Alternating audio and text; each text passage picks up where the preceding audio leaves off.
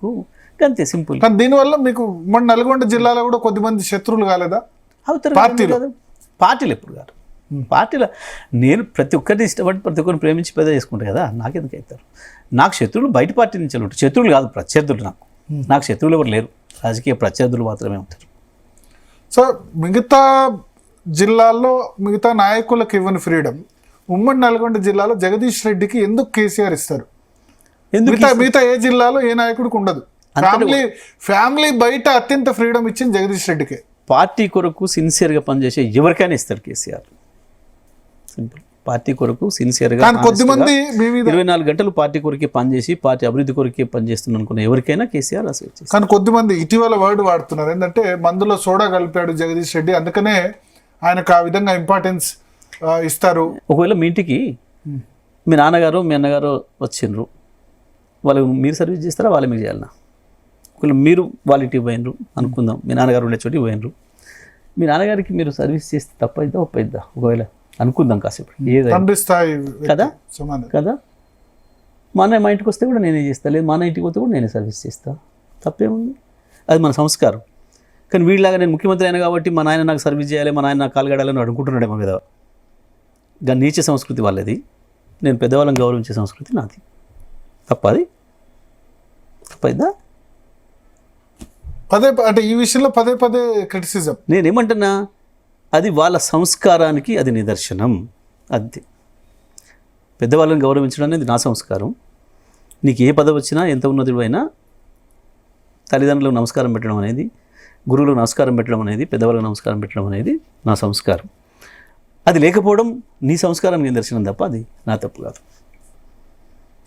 అంటే కేసీఆర్ ఎందుకు ఎవరికి భయపడని జగదీష్ రెడ్డికి ఎందుకు భయపడతారు? ఇది తప్పండి. కేసీఆర్ ఈ ప్రపంచంలో ఎవరికి భయపడలే, ఇప్పుడు ఎవరికి భయపడ్డాడు. ప్రేమిస్తాడు, అత్యంత ఎక్కువ ఇష్టపడతాడు మనుషుల్ని, అందులో సందేహం లేదు.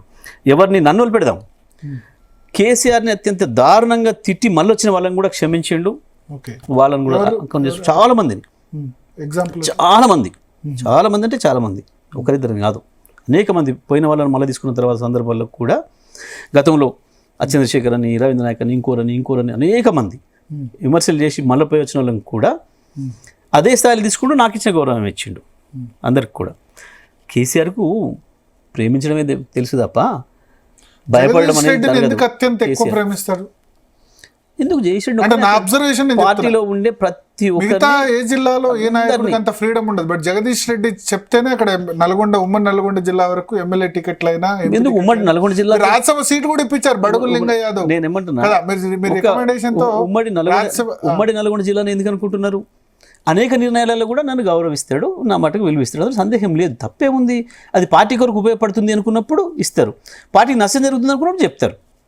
సింపుల్. నాకు అనేక విషయాలు చెప్పిండ్రు, చాలా విషయాలలో నా మేనరిజంతో మొదలు పెడితే ప్రతి విషయంలో నాకు సలహాలు ఇస్తారు, నాకు చెప్తారు, డైరెక్షన్ ఇస్తారు, దాంట్లో పనిచేస్తారు. మిమ్మల్ని కరెక్ట్ చేసిన సందర్భాలు అనేకం. నేను ఒకటే చెప్తా సింపుల్గా మీకు.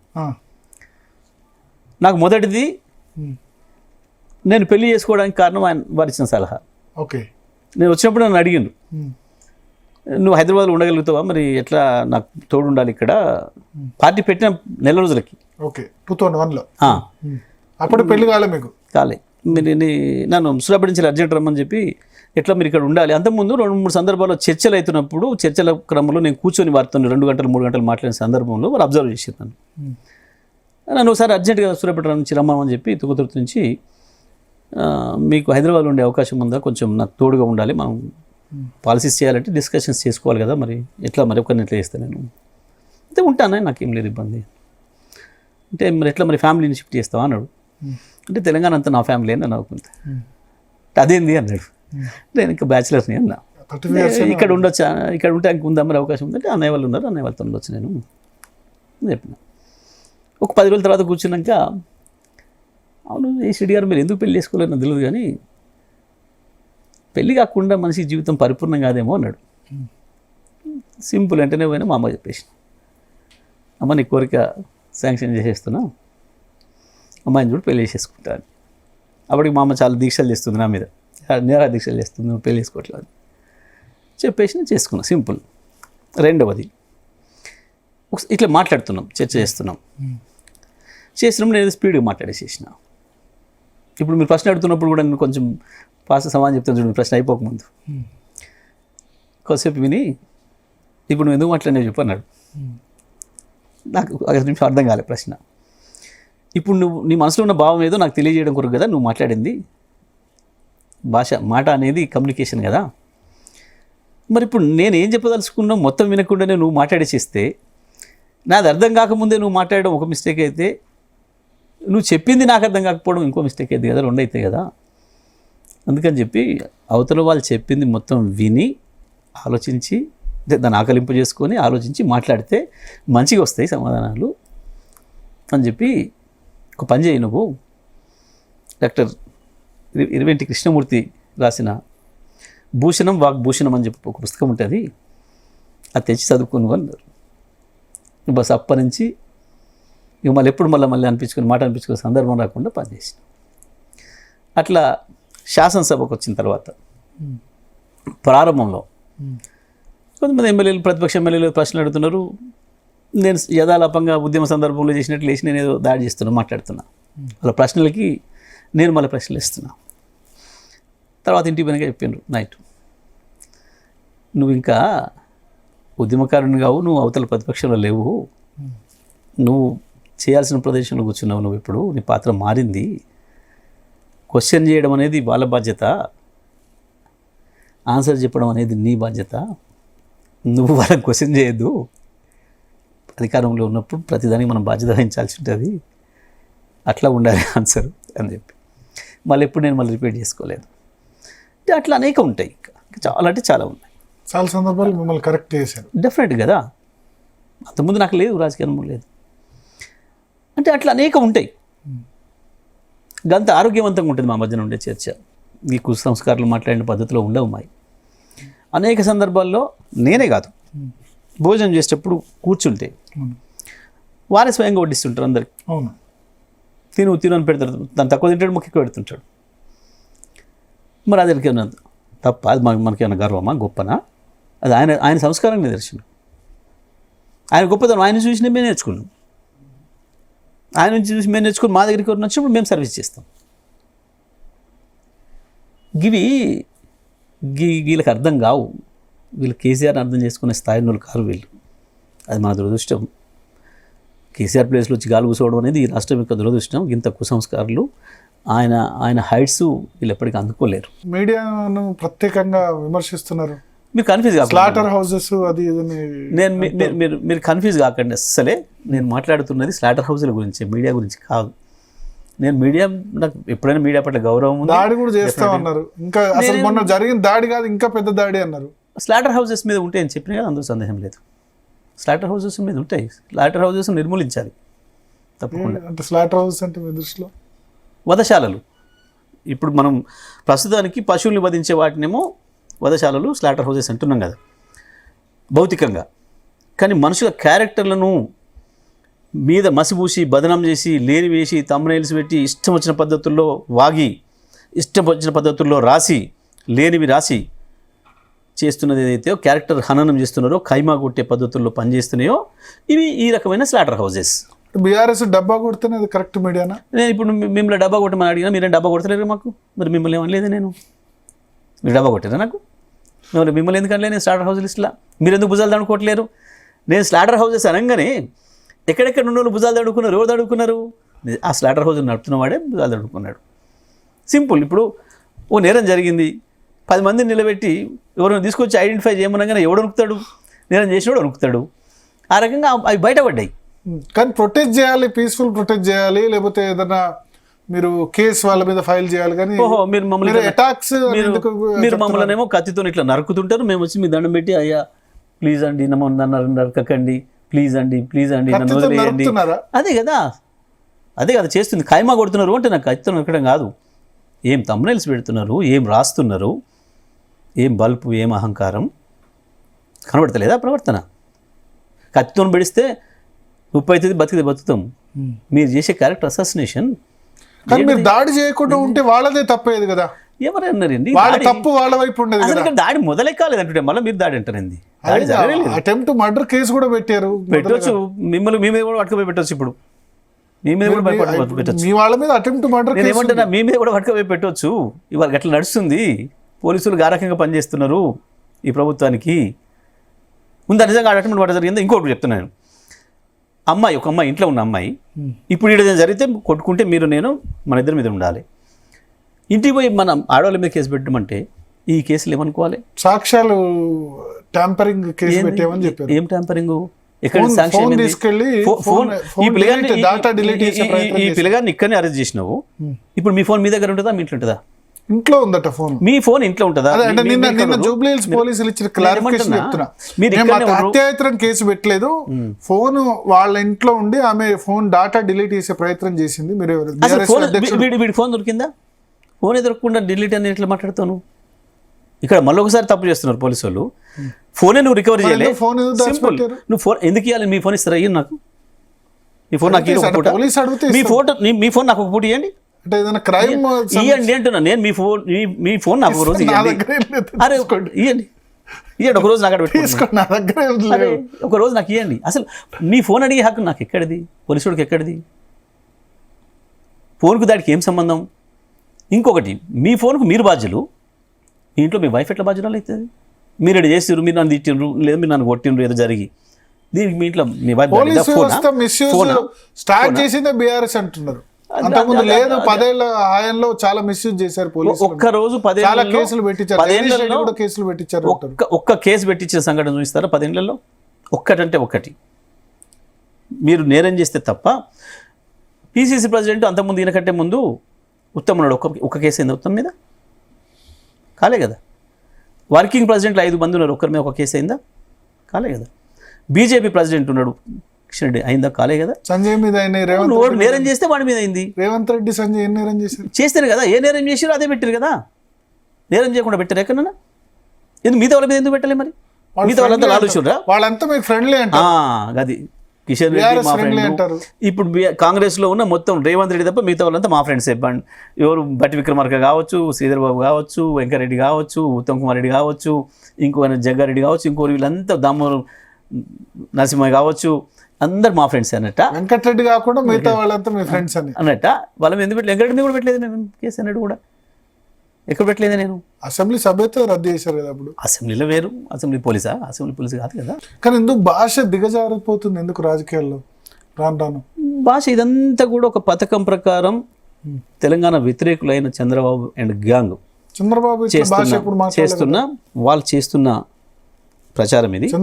కేసీఆర్ పైన కూడా వీళ్ళు మాట్లాడుతుంటే ఇప్పుడు ఈ ముఖ్యమంత్రి మాట్లాడే భాషను సమర్థించడానికి కొంతమంది స్లాటర్ హౌస్ యాంకర్లు అబ్బాయి కేసీఆర్ మాట్లాడి కదంటే, ఎప్పుడు మాట్లాడిండ్రా కేసీఆర్?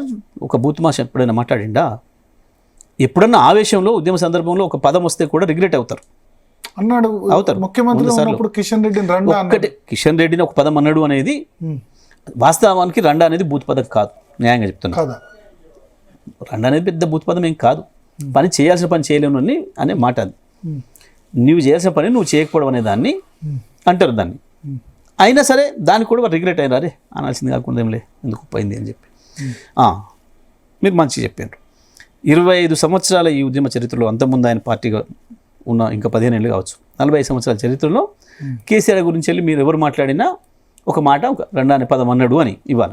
కానీ ఇవాళ ఈ ముఖ్యమంత్రి ప్రతిరోజు మాట్లాడుతున్న దాని మీద ఒక్కడి స్లాటర్ హౌస్ యాంకర్ గారు మాట్లాడింది, ముఖ్యమంత్రి గారు ఉపయోగించకూడని భాష ఉపయోగించిండు అని చెప్పి ఒక్కడు రాయడింది. ఖండించాలి కదా, ఖండించాలి కదా. ముఖ్యమంత్రి దీని గురించి ఒక్క మాట కూడా మాట్లాడని మాజీ ముఖ్యమంత్రి పైన లక్షలాది కోట్లాది మంది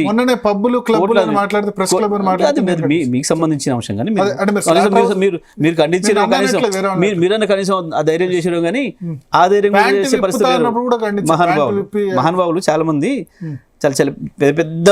కానీ కేసీఆర్ చవటలు దద్దమ్మలు సన్నాసులు ఇవన్నీ అవి బూతులు అయితే ఎక్కడైనా మీ కొడుకుని కూడా మీరు తిడతారు చవట అని. బూత అది? అరే చవట సన్నాసి మన టీచర్లు తిట్టపోయేది, అరే చవట అని మన టీచర్లు మనం తిట్టలేదా? ఇక్కడే అంటున్నాను అంటాడు తప్పకుండా. హౌలా భాష మాట్లాడింది కాబట్టి హౌలే అన్నాడు. తన తండ్రిని పట్టుకొని నీ ఇష్టం వచ్చిన పద్ధతుల్లో లాగులో తొండలు ఇడుస్తా, కనుగుడ్లు బీకుతా, పేగులు తీసి మెడలు వేసుకుంటా, నువ్వు ఉరిపెట్టుకొని సావాలి, నువ్వు ఆడ సమాధి కావాలి, నువ్వు ఈడ ఇది కావాలి అని మాట్లాడుతుంటే ఎట్లా భరిస్తారు? ఎవరు భరిస్తారు? ఇంకా తక్కువ మాట్లాడండి కేటీఆర్. వాస్తవానికి ముఖ్యమంత్రిగా నువ్వు మాట్లాడుతున్న భాష ఏంది? కేసీఆర్ది అట్లే చేసే ప్రయత్నం చేసిండ్రు. ఏమి కేసీఆర్ మాట్లాడిన దాంట్లో నిజం ఉంది కాబట్టి కేసీఆర్ మాట్లాడిన దానికి ఆన్సర్ చేసే పరిస్థితులు లేని ఆనాటి సమైక్యవాద కుట్రల గ్యాంగ్ లీడర్ అయిన చంద్రబాబుకు సంబంధించిన మీడియా వాళ్ళు సృష్టించి తెలంగాణ భాషని విలన్ భాషగా చూపించే ప్రయత్నం చేసి తెలంగాణ భాషలో కేసీఆర్ మాట్లాడిన, తెలంగాణ యాసలో కేసీఆర్ మాట్లాడిన దాన్ని విలనైజ్ చేసే ప్రయత్నం చేసి కేసీఆర్ బూతులు అని చెప్పి మాట్లాడినరు. ఇవాళ కేటీఆర్ను కూడా అదే పద్ధతుల్లో అసాసినేట్ చేసే ప్రయత్నం చేస్తున్నారు, క్యారెక్టర్ అసాసినేట్ చేసే ప్రయత్నం చేస్తున్నారు. ఆ రోజు అట్లే కేసీఆర్ మీద పుట్టించిండ్రు, ఇవాళ కేటీఆర్ మీద కూడా అదే పుట్టిస్తున్నారు. సేమ్ మీరు చూసుకుంటూ వస్తే ఒకసారి రిపీట్ చేయండి. ఒక్కడంటే ఒకడు. నేనేమంటాను, మీరేమంటున్నా భరత్, మిమ్మల్ని వదిలిపెట్టు. నేను మాట్లాడుతున్నది ఆ స్లాటర్ హౌస్ల గురించే మాట్లాడుతున్నా.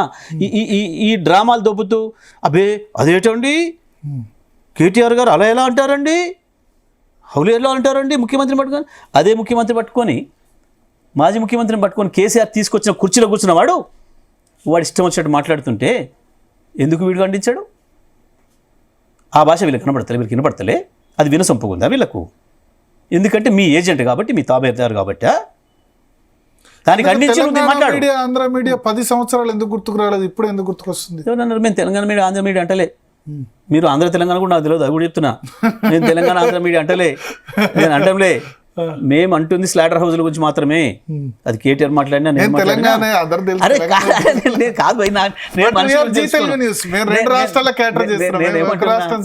నేను మనిషిని కులంతో ప్రాంతంతో నేను ఎప్పుడు మాట్లాడలే, కేటీఆర్ మాట్లాడలే. కానీ ఇప్పుడు ఉద్యమ సందర్భంలో కూడా ఇంకోటి చెప్తా భరత్, ఇంకోటి కూడా చెప్తా నేను. ఉద్యమ సందర్భంలో కూడా ఆంధ్ర ప్రజలు మమ్మల్ని ఇష్టపడేది, బాగా ఇష్టపడేది, నన్ను కూడా. నాకు అనేక సంఘటనలు చెప్తాను నేను ఒకసారి అన్నవరం పోయినా 2010 అంటే మీకు తెలుసు, ఇట్లా ఉడుకుతున్న సందర్భం. తెలంగాణ 10లో తెలంగాణ ప్రకటన రావడం, దాని మీద అక్కడ ఉద్యమం వచ్చి తిరుగు ప్రకటన రావడం, అదైన తర్వాత 2011 జనవరి అనుకుంటా నేను అన్నవరం పోతే 5 పిల్లలు వచ్చారు నా దగ్గరికి.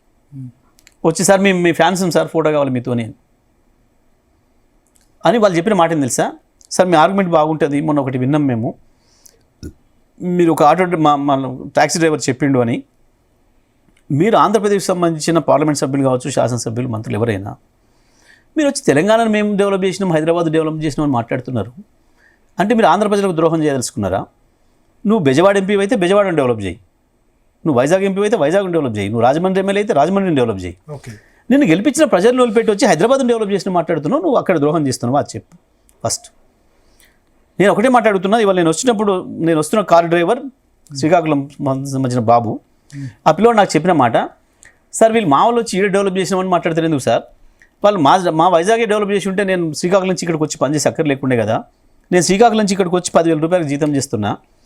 నేను ఒక్కసారి పోయి రావాలంటే 3,000 రూపాయలు ఖర్చు అవుతుంది. మొన్న మా నాన్న బాగాలేకపోతే పోయి వస్తే 3,000 రూపాయలు ఆడ ఖర్చు అయింది, 3,000 రానిపోయింది.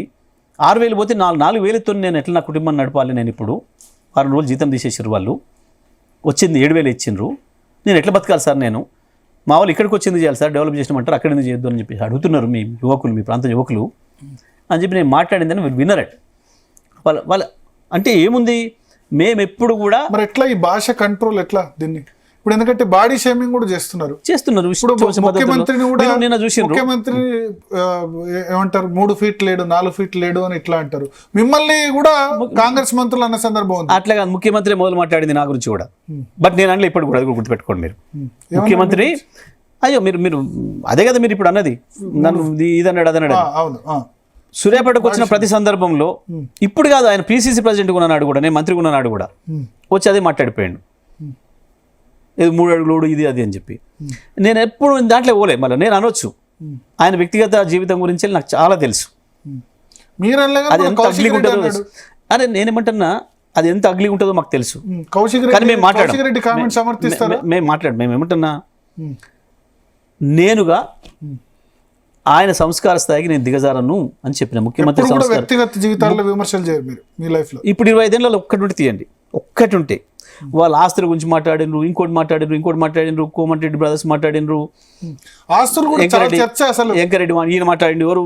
జగదీశ్వర్ రెడ్డి ఉద్యమంలోకి 2001 వచ్చినప్పుడు ఆస్తులు ఎంత, గంజి బెంజి అని కూడా మన ముఖ్యమంత్రి నేను మాట్లాడారు. అదే అంటున్నా, గంజి తాగేందుకు లేనివాడు ఇప్పుడు బెంజిలో ఓకే. తిరుగుతున్నాడు అంటారు. నేను ఏమంటున్నా, దాని మీద నేను వ్యక్తిగత ఛాలెంజ్ చేయొచ్చు.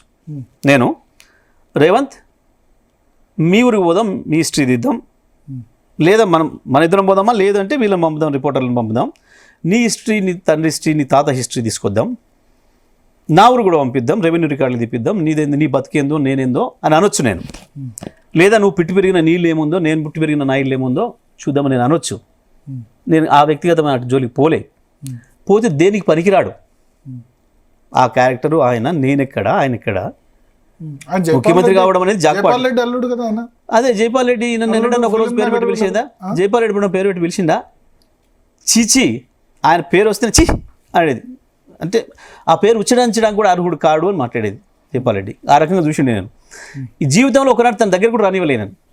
పోయిండా ఈయన పెళ్ళి జైపాల్ రెడ్డి అల్లుడని మాట్లాడుతున్నారు మీరు. అంటే పెళ్లి తర్వాత ఒక్కసారి వాళ్ళ ఇంటి పేరు చూపిస్తారా? ఒక్కసారి వాళ్ళ ఇంటి పేరు చూపిస్తారా? ఎక్కడైనా ఈయనింటికి ఆయన కానీ, ఆయన ఇంటికి కానీ ఇద్దరు కలుసుకున్న సందర్భాలు చూపిస్తారా? నేను ఏమంటానంటే, నాకు వ్యక్తిగతమైన వాటి జోలిపోవడం ఇష్టం లేదు. ఫోన్ మాట్లాడను నేను ఎప్పుడు. నన్ను ఎంత రెచ్చగొట్టినా నేను వాళ్ళ స్థాయికి దిగజారు. అంటే 100 ఎకరాల ఫామ్ హౌస్ ఉంది, ఇట్లా నేను ఏమంటాను, నాకు 100 ఎకరాలు ఉందా, 1000 ఎకరాలు ఉందా, నాకు అప్పుడేముంది, నాకు ఇప్పుడేముంది అనేది అన్ని లెక్కలు ఉన్నాయి, క్లియర్గా ఉన్నాయి. నేను ఎప్పుడేముండే, నేను ఏమంటాను, ఇప్పటికి కూడా ఆ సాక్ష్యాలు అట్లే మిగిలి ఉన్నాయి. అప్పుడు రిచ్ మీరు చెప్పేది ఏంటంటే నాకు ఇష్టం. నేను ఎందుకంటే నాకు మొదలు కులమే ఇష్టం లేదు. నేను కులాన్నే క్లెయిమ్ చేయలేను నా జీవితంలో. కాబట్టి నేను ఏంది అని నాకు చెప్పుకునే అవసరం నాకు లేదు. నా జ్ఞానం వచ్చిన నాటి నుంచి నేను పెరిగిన విధానం వేరు, నేను పాటించిన విలువలు వేరు, నేను నమ్మిన సిద్ధాంతాలు వేరు. కాబట్టి నేను రెడ్డి కోటాలో ఉన్నా కదా, జగదీష్ రెడ్డి మంత్రి పదవి పిచ్చి మాటలు నాకు కోట ఉంటుందా? నాకు కోట ఉంటుందా? నువ్వే చెప్పినావు కదా, కేసీఆర్ కోట అనితే కేసీఆర్ కోట అను. నన్ను ఎవరన్నారు? ఐడెంటిఫై చెప్పుకోరా? నేను మీకు ఆశ్చర్యం ఏంటంటే, నా 8వ తరగతి 9వ తరగతి నోట్బుక్స్ కూడా ఉంటాయి ఇప్పటికి కూడా. దాంట్లో కూడా జగదీష్ అని ఉంటుంది, నాకు తప్ప తప్పట్లేదు. మరి ఏం చేస్తాను, దరిద్రం. లేదు, ఆయన కూడా రికార్డులే మారలేదు కూడా. అప్పుడు నా రికార్డు నేను మార్చుకునే శక్తి కాదు కదా నాది. బట్ నేను రాసుకున్నాను కానీ, నేను 11 ఏళ్ళకే కులాలు లేవు అని చెప్పి కులాన్ని బద్దలు కొట్టి బయటకు వచ్చినాను 11వ సంవత్సరంలో. నేను అది మా ఫాదర్ మదర్ వాళ్ళ గొప్పతనం, వాళ్ళు పాటించలేదు. నేను దాన్ని తీసుకొని వచ్చి ఎదిగినోని. నేనే కాదు, మా ఫ్యామిలీ మెంబర్స్ అందరం కూడా. మా జీవితంలో కులాల ప్రస్తావన లేదు. నేను చెప్తాను ఇప్పటికి కూడా. ఇప్పుడు మీరేందో కూడా నాకు తెలియదు. నేను భరత్ ఆంధ్రనా, తెలంగాణ, భరత్ ది కులమా, ఆ కులమా అని ఆ నీచమైన ఆలోచనలు చేసే స్థాయికి నేను ఇప్పుడు దిగజాను. నాకు ఇప్పుడు అలవాటు లేదు. ఆస్తులకు సంబంధించి కూడా నాకు ఎన్నడూ ఇష్టం లేదు మాట్లాడడం. ఎందుకంటే నాకు ఆస్తులు అంటే ఎన్నడూ లెక్కలేదు. నా చుట్టూ ఉండే నా మిత్రులకు తెలుసు. నేను ఇప్పుడు చెప్పాను కానీ చాలా విషయాలు ఉన్నాయి కానీ నేను నా భార్యను నేను ఇంటర్వ్యూ చేయడానికి పోయినాం.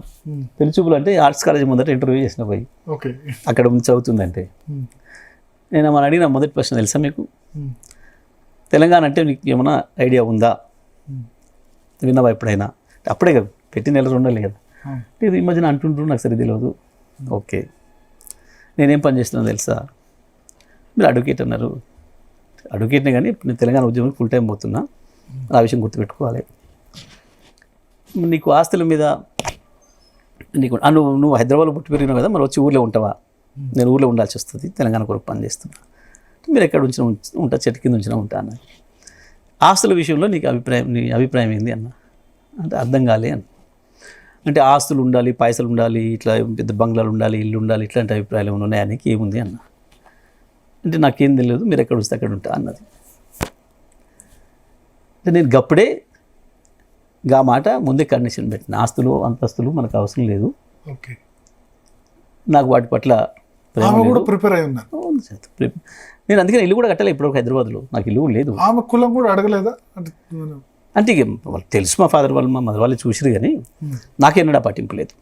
అంటే నేను ఎందుకు చెప్తున్నా అంటే నాకు ఇది చెప్పుకోవడం ఇష్టం లేదు వాస్తవానికి. కానీ మీరు ఇలా అన్నారు కాబట్టి నేను కులాలకి మతాలకు అతీతంగా కానీ ఈ రెడ్డిస్ ఆస్తులు రెడ్డిస్ ఎందుకు ఆస్తులు- కాంగ్రెస్ ఒక్క వైపు నిమిషం. 10 సంవత్సరాలు కేసీఆర్ లెట్ మీ కంప్లీట్. నేను కులాలకు మతాలకు అతీతంగా ఆస్తులు అంతస్తులకు అతీతంగా పెరిగి వచ్చినవన్నీ పెరుగుతున్నవన్నీ అట్లనే ఉంటుంది జీవితకాలం. నా పిల్లల్ని కూడా అట్లనే ప్రిపేర్ చేసిన. ఇప్పుడు చదువుకున్నంత వరకే నా బాధ్యత. తర్వాత నేను ఇట్లా కష్టపడేది మీరు కూడా కష్టపడే పని చేసుకోవాలి, మీకు ఎవరికి వాళ్ళకు.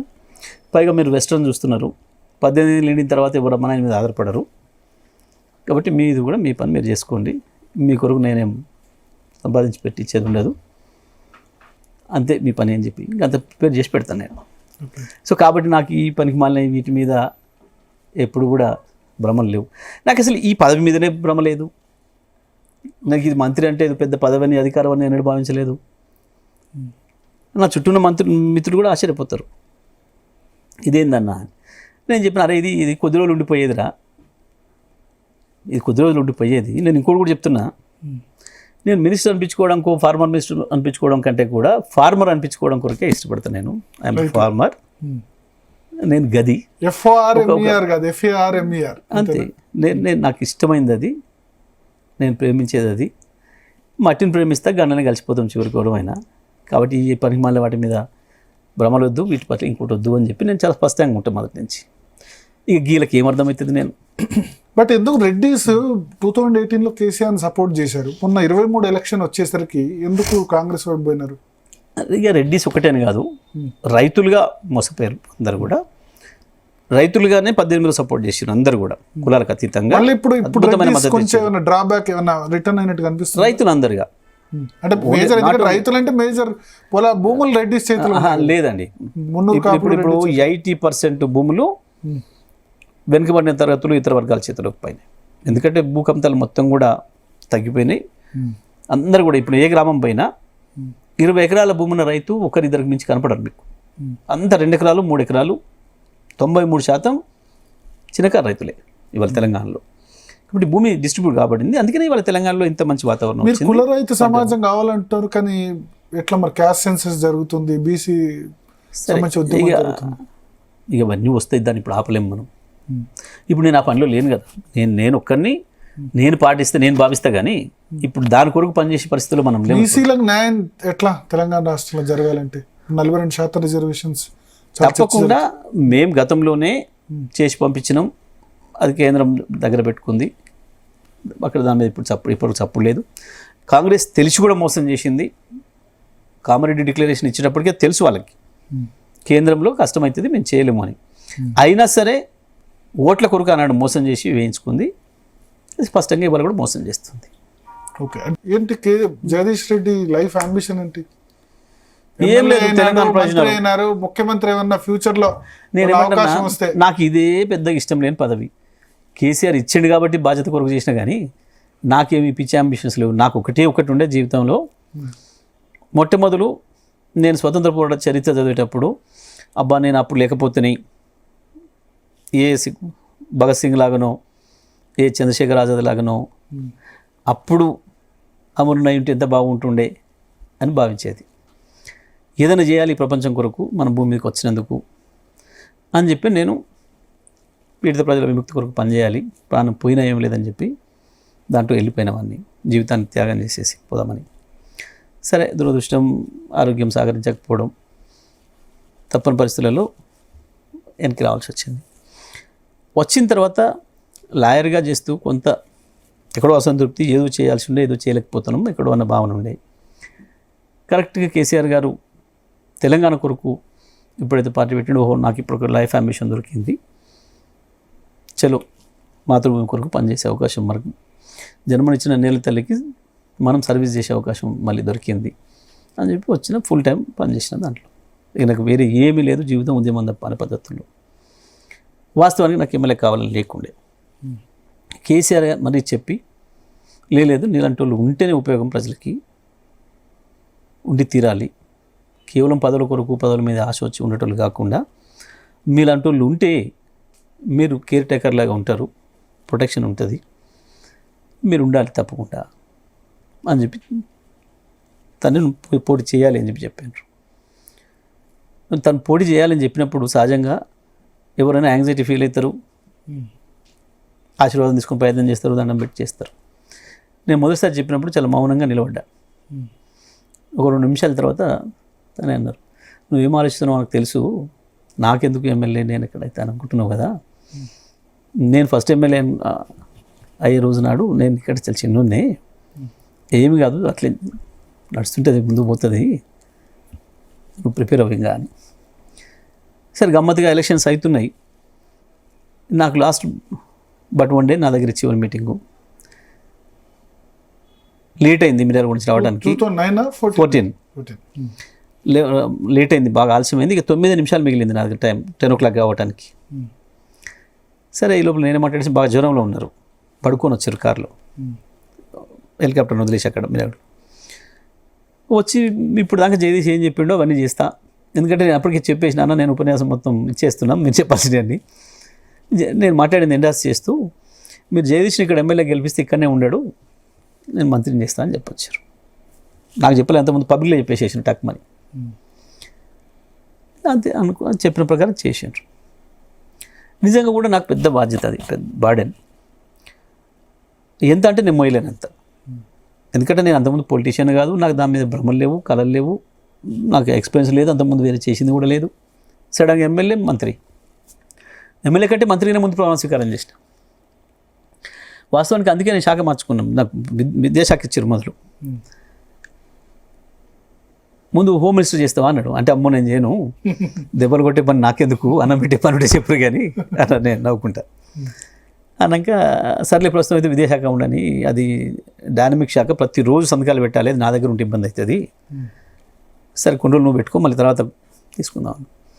ఒక 2 నెలల్లో నాకు అర్థమైపోయింది ఎంత ప్రెషర్ ఉండేదంటే, వేలాది మందితో డీల్ చేయాలి, 100 ఇన్స్టిట్యూషన్స్, దానికి ఇండిపెండెంట్గా. నాకు వేలాది మంది విజిటర్స్, ఎందుకంటే రాష్ట్రం అంతటా అన్ని జిల్లాల్లో పనిచేసి వచ్చినా కాబట్టి మొదటిసారిగా వాళ్ళకి ఆత్మీయుడు అనుకున్న దగ్గరున్ని మంత్రి అయ్యేసరికి పాపం వాళ్ళకి కూడా చూడాలని తాపత్రయం, ఎక్స్పెక్టేషన్స్. రోజు 2 గంటలు కూడా నిద్రపోయేది కాదు, అంత ఒత్తిడి ఉండే. నేను పోయి చెప్పిన, అన్న నేను చచ్చిపెట్టేట్టున్నా దీంతో, నాతో కావట్లేదు, నాకు మళ్ళీ జిల్లాలో పొలిటికల్ వర్క్ ఎక్కువ ఉంది, జిల్లాలో 6 కాన్స్టిట్యున్సీలు ప్రతిపక్ష నాయకులు ఉన్నారు కాబట్టి నేను పోవాలి అడిగి డెవలప్మెంట్కి, నాకు ఆ వర్క్ ఎక్కువ ఉంది, ప్లస్ పొలిటికల్ వర్క్ ఎక్కువ ఉంది. టవరింగ్ పర్సనాలిటీలు అంతా ముఖ్యమంత్రులను ప్రకటించిన వాళ్ళంతా ఇక్కడే ఉన్నారు, వీళ్ళని అడగొట్టాలి నేను రేపు ఎలక్షన్కి.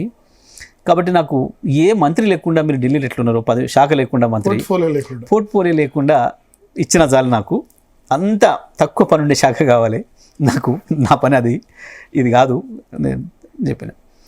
ఓకే కొద్ది రోజులాగు